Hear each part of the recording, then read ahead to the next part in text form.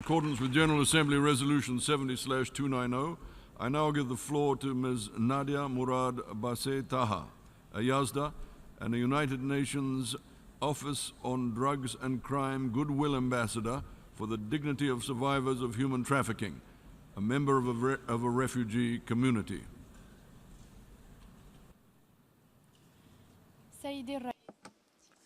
Mr. President, heads of state and government, honorable ministers, excellencies, ladies and gentlemen, I am a survivor of the Yazidi genocide, now a refugee. I was a villager who found herself ripped from her life of freedom and dreams to that of a slave without hope under the rule of the so-called Islamic State.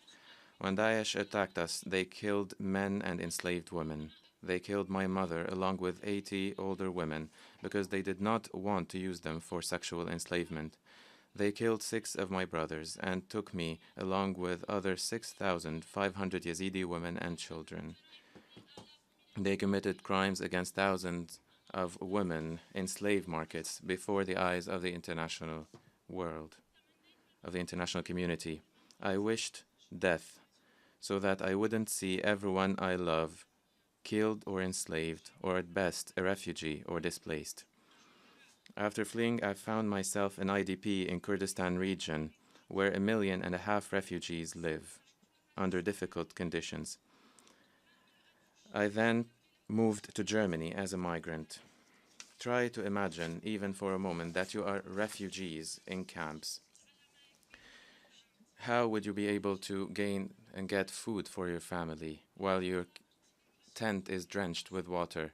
How can you provide education and medical attention for your children while you are unemployed?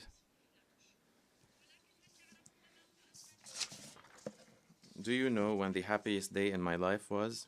It is not today, speaking to world leaders. It is when I was working my mother's farm, planting vegetables, or when we would go for a picnic to a mountain.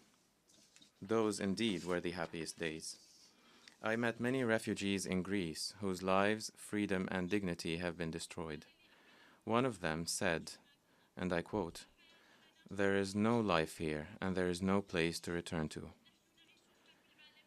We are living a third world war, without naming it as such. Today, I want to convey to you a message from all victims around the world. You must know, as leaders, that whatever you do will impact either positively or negatively on the lives of simple people.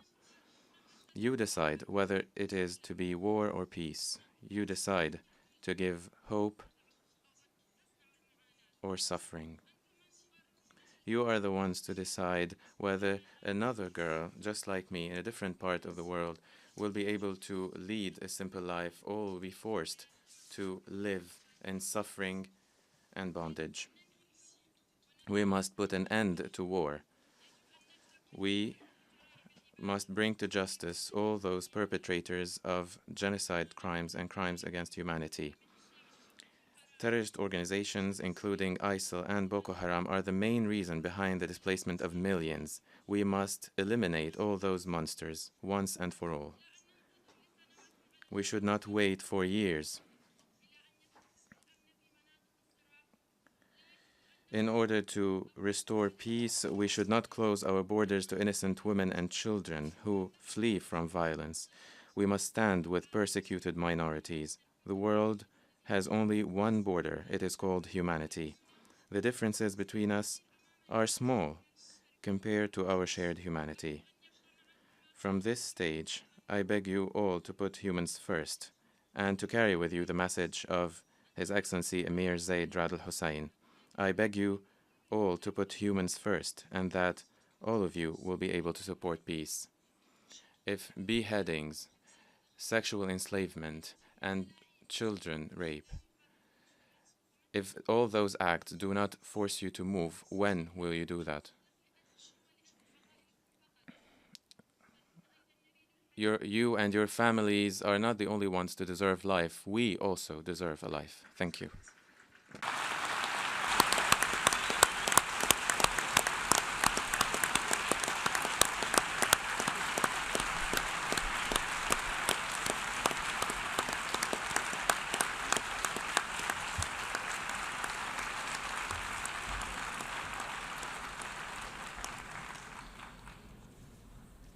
I thank Ms. Murad for her statement.